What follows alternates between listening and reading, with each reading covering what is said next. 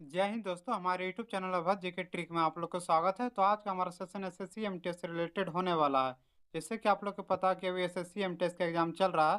तो जो आज का एग्जाम हुआ है, फर्स्ट सिटिंग में जो भी क्वेश्चन पूछा गया, तो मैं उसका फुल एनालिसिस कराने वाला हूँ। तो हमारे वीडियो को लास्ट तक जरूर देखिएगा। और यदि आप लोग हमारे चैनल को अभी तक सब्सक्राइब नहीं किए हैं, जरूर कर लीजिएगा, क्योंकि जितना भी एमटीएस का एग्जाम होने वाला है, तो मैं सभी का एनालिसिस कराने वाला हूँ। अभी तो यदि आप लोग का एग्जाम नहीं हुआ है, तो आप लोग हमारे चैनल को जरूर सब्सक्राइब करके रख लीजिएगा।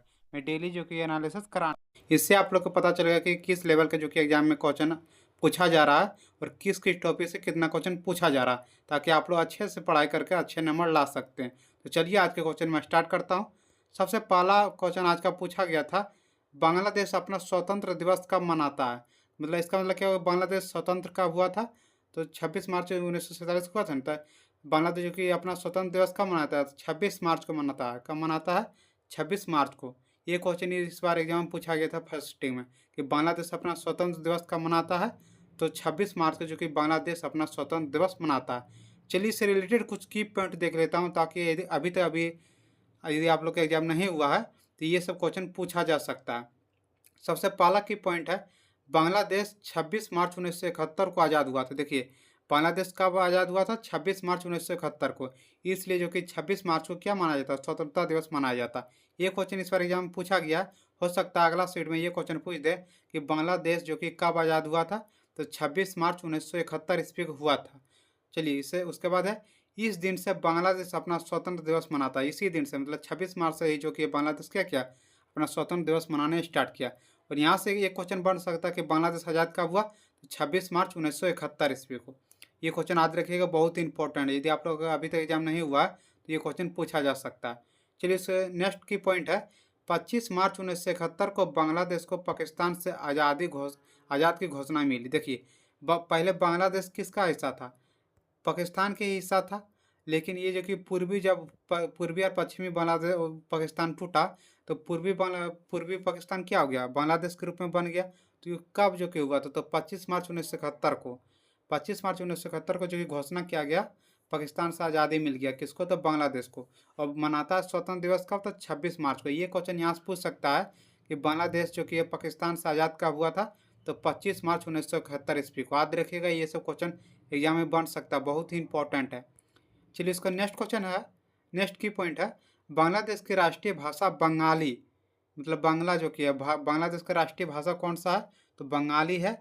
इससे आर्यन भाषा समूह से संबंधित है। किस भाषा समूह से संबंधित है, तो आर्यन भाषा, और संस्कृत से भी संबंधित है। ये सब क्वेश्चन याद रखिएगा, बहुत ही इंपॉर्टेंट क्वेश्चन है। हो सकता है इस बार आपके एग्जाम में पूछ दे। चलिए, उसका नेक्स्ट की पॉइंट है, शेख मुजीब बांग्लादेश के संस्थापक नेता और अगुआ थे। अगुआ मतलब क्या हुआ, कि बांग्लादेश के संस्थापक कौन थे, तो ये शेख मुजीब थे। ये भी क्वेश्चन भारत के बहुत बहुत सारे एग्जाम में पूछा गया है क्वेश्चन, कि बांग्लादेश का जो कि संस्थापक कौन थे, तो शेख मुजीब थे। कौन, शेख मुजीब।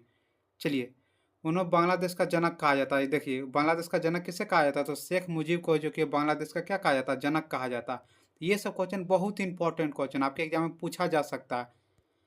चलिए, उसका नेक्स्ट क्वेश्चन पूछा गया था आज का, किस वेद में सबसे पुरानी वेद संस्कृति के बारे में जानकारी दी गई। तो सबसे पुरानी संस्कृति के बारे में जो कि ऋग वेद में दिया गया। आप लोग जानते हैं कि सबसे बड़ा, सबसे जो कि है पुरानी वेद कौन सा है, तो ऋग वेद है। और ऋग वेद में ही पुरानी वेद संस्कृति के बारे में जानकारी दिया गया है। तो ये क्वेश्चन जो कि आज का आप लोग के एग्जाम में पूछा गया था। और आप लोग कमेंट करके जरूर बताइएगा, जो भी एग्जाम देख रहे हैं, कि ये सब क्वेश्चन आप लोग के एग्जाम में पूछा गया है नहीं। मैं क्वेश्चन कहाँ से करवाता हूँ, जो आप लोग एग्जाम दे के निकलते हैं और जो कमेंट करते हैं कि ये सब क्वेश्चन आज का पूछा गया था, तो मैं उसका ये एनालिसिस करवाता हूँ। तो आप लोग जरूर कमेंट करके बताइए कि ये सब क्वेश्चन आज के एग्जाम में पूछा गया था या नहीं। चलिए, इससे रिलेटेड कुछ की पॉइंट देख लेता हूँ, ताकि यदि आप लोग का अभी तक एग्जाम नहीं हुआ है, तो उसमें ये सब क्वेश्चन पूछा जा सकता है। वेद कितना है, तो वेद जो कि 4 है। सबसे पहला है ऋग वेद, दूसरा है यजुर्वेद, तीसरा है सामवेद, और चौथा है अथर्ववेद। उसका नेक्स्ट की पॉइंट है, ऋग्वेद सबसे प्राचीन तथा प्रथम वेद है। देखिए, ये क्वेश्चन आप लोग को पहले बताए थे, सबसे प्राचीन वेद कौन सा है, ऋग्वेद। और यहाँ से क्वेश्चन और पूछ सकता है कि सबसे प्रथम वेद कौन सा है, तो सबसे प्रथम वेद भी जो कि ऋग्वेद है, और सबसे प्राचीन वेद भी जो ऋग्वेद है। ये सब क्वेश्चन याद रखिएगा, बहुत इंपॉर्टेंट क्वेश्चन है, बहुत बार ये सब क्वेश्चन है एग्जाम पूछा जाता है। उसका नेक्स्ट की पॉइंट है, साम वेद इस वेद का प्रमुख विषय उपासना है। देखिए, यहाँ से क्वेश्चन पूछा जाता है कि उपासना जो कि किस वेद का सबसे प्रमुख विषय है। तो किस वेद का हो जाएगा? सामवेद का। सामवेद का जो कि सबसे प्रमुख विषय कौन सा हो जाएगा? तो उपासना। याद रखिएगा, बहुत इंपॉर्टेंट क्वेश्चन, बहुत बार एग्जाम में पूछा गया। चलिए इसको नेक्स्ट क्वेश्चन पूछा गया था आज का, गरबा किस राज्य का लोक नृत्य है? देखिए आप लोग को मैं कल है बताया था ना, जो एमटीएस का मैं करवा रहा था प्रैक्टिस सेट, उसमें ये क्वेश्चन बताए थे कि गरबा किस राज्य का लोक नृत्य है? तो गुजरात का। गो से गुरु, गो से गुजरात, गो से गरबा। आप लोग को मैं कल ट्रिक वर्क से बता रहे थे कि गो से गुजरात, गो से गरबा। तो गरबा जो कि किस राज्य का लोक नृत्य है? तो गुजरात का है। देखिए आप लोग को मैं पहले भी बताया हूँ कि नृत्य से इस बार क्वेश्चन पूछा जा रहा है। हर एक सीट में जो कि नृत्य से ये क्वेश्चन पूछे जा रहे हैं, तो आप लोग नृत्य करके जरूर जाइए। यहाँ से क्वेश्चन बहुत सारे एग्जाम में क्वेश्चन बन रहा था, आप लोग जरूर करके जाइएगा नृत्य का। चलिए इससे रिलेटेड कुछ की पॉइंट देख लेता हूँ, जो ताकि आपके एग्जाम में जो होने वाला है इसमें ये सब क्वेश्चन पूछा जा सकता है। सबसे पहला असम। असम का लोक नृत्य कौन कौन सा है? बिहू है, बिछुआ है और नागा नृत्य है। इसमें दो को याद रखिएगा, असम का लोक नृत्य एक बिहू और दूसरा नागा नृत्य। ये दोनों क्वेश्चन बहुत बार एग्जाम में पूछा गया। उसका नेक्स्ट राज्य है उत्तर प्रदेश। उत्तर प्रदेश का कौन कौन सा है? पहला है नौटंकी, दूसरा है रासलीला, तीसरा है काजरी। काजरी और नौटंकी जो कि बहुत बार पूछा गया कि उत्तर प्रदेश का लोक नृत्य कौन सा है? तो नौटंकी, रासलीला और क्या है? काजरी। उसका नेक्स्ट है राजस्थान। राजस्थान का लोक नृत्य कौन कौन सा है? तो झूलन लीला। उसका नेक्स्ट है घूमर, दूसरा है क्या? ननी पानीहारी। पनिहारी, देखिए पनिहारी वाला बहुत बार एग्जाम पूछा गया कि राजस्थान का लोक नृत्य कौन सा है? तो पनिहारी, झूलन और लीला, घूमर। ये सब क्वेश्चन याद रखिएगा, बहुत इंपॉर्टेंट क्वेश्चन है। चलिए इसका नेक्स्ट राज्य है गुजरात। देखिए यहीं से क्वेश्चन पूछा गया। गुजरात, गुजरात का कौन कौन सा लोक नृत्य है? तो गरबा और डांडिया। डांडिया याद रखिएगा, डांडिया पहले पूछ दिया एमटीएस के एग्जाम में, तो इस बार गरबा पूछा है। तो ये इसी नृत्य से क्वेश्चन पूछा जा रहा है, आप लोग नृत्य करके जरूर जाइए। उसका नेक्स्ट राज्य है बिहार। बिहार में कौन कौन सा है? तो जटा जटिन और विदेशिया। ये दोनों जो कि बिहार का लोक नृत्य प्रमुख माना जाता है। कौन कौन सा? जटा जटिन और विदेशिया, जो कि बिहार का प्रमुख लोक नृत्य है। उसका नेक्स्ट है तमिलनाडु। तमिलनाडु का लोक नृत्य कौन सा है? तो करगट्टम। ये भी बहुत इंपॉर्टेंट है, याद रखिएगा, ये क्वेश्चन हो सकता है अगला सीट में पूछ दे कि तमिलनाडु का लोक नृत्य कौन सा है? तो करगट्टम, जो कि तमिलनाडु का लोक नृत्य है। चलिए उसका नेक्स्ट क्वेश्चन पूछा गया था, पंडित रविशंकर किस वाद्य यंत्र से संबंधित है? तो पंडित रविशंकर जो कि है सितार से संबंधित है। किससे है? सितार से। पूछेगा पंडित रविशंकर किस वाद्य यंत्र से संबंधित है? तो सितार से संबंधित है। चलिए कुछ की पॉइंट देख लेता हूँ जो आपके एग्जाम के लिए बहुत इंपॉर्टेंट है। यदि आप लोग का अभी तक एग्जाम नहीं हुआ है तो उसमें ये सब क्वेश्चन पूछा जा सकता है। सबसे पहला की पॉइंट है हरिप्रसाद चौरसिया। हरिप्रसाद चौरसिया किस वाद्य यंत्र से संबंधित है? तो बांसुरी। बांसुरी के लिए कौन प्रसिद्ध है? तो हरिप्रसाद चौरसिया, याद रखेगा, बहुत इंपॉर्टेंट है। उसका नेक्स्ट है पंडित रविशंकर। पंडित रविशंकर जो कि किससे संबंधित है? तो सितार से संबंधित है। सितार वाद्य यंत्र बजाने के लिए कौन प्रसिद्ध है? तो पंडित रविशंकर। चलिए इसका नेक्स्ट है पंडित राम रामायण। पंडित राम रामायण का कौन है वाद्य यंत्र, कौन सा बजाता है? तो सारंगी। सारंगी के लिए कौन प्रसिद्ध है? तो जो कि है पंडित राम रामायण। कौन है? तो सारंगी के लिए। उसका नेक्स्ट है असद अली खान। असद अली खान कौन सा वाद्य यंत्र बजाते हैं? तो रुद्र बीना। रुद्र बीना बजाने के लिए कौन प्रसिद्ध है? तो असद अली खान। ये सब जितना भी मैं बता रहा हूँ की पॉइंट, ये सब आप लोग करके जाइए, एग्जाम में यहीं से क्वेश्चन पूछा जाएगा। चलिए उसका नेक्स्ट क्वेश्चन पूछा गया था, चाणक्य का दूसरा नाम क्या था? तो चाणक्य का दूसरा नाम क्या था? विष्णुगुप्त। विष्णुगुप्त जो कि चाणक्य का दूसरा नाम था। देखिए और जो जो इसका उपनाम था मैं उन सभी को भी करवा दिया हूँ। सबसे पहला की पॉइंट है कौटिल्य, चाणक्य और विष्णुगुप्त। इसका कौन कौन सा नाम था? तो कौटिल्य, चाणक्य और विष्णुगुप्त। यहाँ से भी क्वेश्चन पूछा जाता, कौटिल्य वाला भी बहुत बार यहाँ पूछा गया। तो क्या हो जाएगा? कौटिल्य, चाणक्य और विष्णुगुप्त। चलिए उसका नेक्स्ट की पॉइंट है इन्हें चाणक्य नाम अपने गुरु चाणक्य से प्राप्त हुआ था।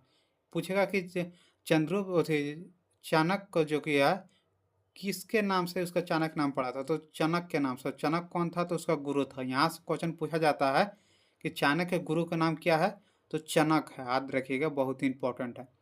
उसका नेक्स्ट की पॉइंट है अर्थशास्त्र चाणक्य द्वारा रचित संस्था का प्रसिद्ध ग्रंथ है। देखिए यहाँ से क्वेश्चन और पूछा जाता है कि अर्थशास्त्र जो कि अर्थशास्त्र रचित कौन है? तो ये चंद्रगुप्त है, याद रखिएगा। चाणक्य जो किया है क्या है? अर्थशास्त्र का रचयिता है। इसके अंदर जो किया है राज व्यवस्था, कृषि, न्याय, इसी सब के बारे में जानकारी दिया गया है। जो अर्थशास्त्र जो कि लेखक कौन है? तो चंद्रगुप्त, चाणक्य है। उसका नेक्स्ट क्वेश्चन पूछा गया था केंद्र की खोज सबसे पहले किसने की थे? तो केंद्र की खोज जो कि सबसे पहले रॉबर्ट ब्राउन ने किया था। किसने किया था? रॉबर्ट ब्राउन ने। ये क्वेश्चन जीव विज्ञान से पूछा गया कि केंद्र की खोज सबसे पहले किसने की? रॉबर्ट ब्राउन ने की। चलिए कुछ की पॉइंट देख लेता हूँ जो आपके एग्जाम के लिए बहुत ही इंपॉर्टेंट है। सबसे पहला की पॉइंट है, रॉबर्ट हुक ने 1665 में कोशिका की खोज की थी। बोलेगा रॉबर्ट हुक ने कोशिका की खोज कब की थी? तो 1665 ईस्वी में जो कि कोशिका की खोज की थी रॉबर्ट हुक ने। उसका नेक्स्ट की पॉइंट है, कोशिका के वैज्ञानिक अध्ययन की शाखा को साइटोलॉजी कहा जाता है। पूछेगा कोशिका के जो कि है वैज्ञानिक अध्ययन को क्या कहा जाता है? तो साइटोलॉजी कहा जाता है। चलिए उसका नेक्स्ट की पॉइंट है, कोशिका का पावर हाउस माइटोकॉन्ड्रिया को कहा जाता है। बोलेगा कोशिका का पावर हाउस किसे कहा जाता है? तो माइटोकॉन्ड्रिया की। ये क्वेश्चन तो हर एक एग्जाम पूछा गया कि कोशिका का पावर हाउस किसे कहा जाता है? तो माइटोकॉन्ड्रिया को कहा जाता है। उसका नेक्स्ट की पॉइंट है, माइटोकॉन्ड्रिया की खोज अल्टमैन ने किया था। बोलेगा माइटोकॉन्ड्रिया की खोज किसने किया था? तो अल्टमैन ने किया था। उसका नेक्स्ट की पॉइंट है, कोशिका में प्रोटीन का फैक्ट्री राइबोसोम को कहा जाता है। देखिए ये बहुत ही इंपॉर्टेंट है। बोलेगा कोशिका में प्रोटीन का फैक्ट्री किसे कहा जाता है? तो राइबोसोम को जो कि कोशिका में प्रोटीन का फैक्ट्री कहा जाता है। चलिए इसका नेक्स्ट क्वेश्चन है आज का, शरीर का वजन कहाँ अधिकतम होता है? तो पृथ्वी के ध्रुव पर जो कि है शरीर का वजन अधिकतम होता है। आप लोग याद रखिएगा, बहुत इंपॉर्टेंट क्वेश्चन, इस बार क्वेश्चन पूछा गया SSC MTS के। तो चलिए जितना भी अभी तक मुझे क्वेश्चन मिल सका मैं सभी क्वेश्चन का एनालिसिस करवा दिया हूँ। जिस तरह मुझे क्वेश्चन मिलते रहेगा मैं सभी क्वेश्चन का एनालिसिस करवाते रहूँगा। यदि आप लोग का अभी तक SSC MTS का एग्जाम नहीं हुआ है तो हमारे चैनल को जरूर सब्सक्राइब करके रख लीजिएगा। यहाँ पर मैं जितना भी एग्जाम होगा मैं सभी का एनालिसिस कराने वाला हूँ। इससे आप लोग अच्छे नंबर ला सकते हैं कि समझ करके किस टॉपिक से कितना क्वेश्चन पूछा जा रहा है। तो चलिए यदि आप लोग का अभी तक एग्जाम नहीं हुआ तो जरूर हमारे चैनल को सब्सक्राइब कर लीजिएगा। वीडियो लाइक शेयर और सब्सक्राइब जरूर करिए। जय हिंद जय भारत।